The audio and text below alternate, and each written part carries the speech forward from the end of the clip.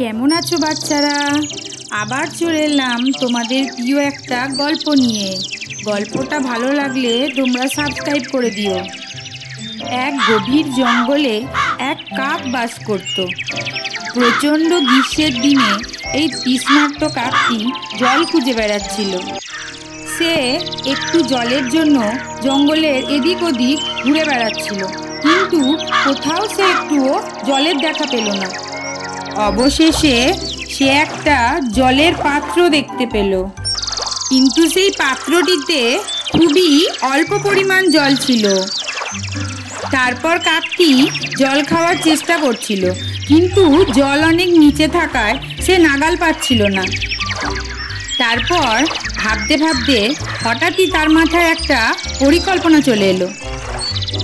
তারপর সে ছোট ছোট পাথর কুড়িয়ে এনে পাত্রের ওপর ফেলতে লাগলো। তারপর ধীরে ধীরে জল উপরে উঠে এলো এবং কাকটি জল খেয়ে খুশি মনে উঠতে লাগলো। এর থেকে কি বোঝা গেল বাচ্চারা? যে বুদ্ধি থাকলে উপায় হয়।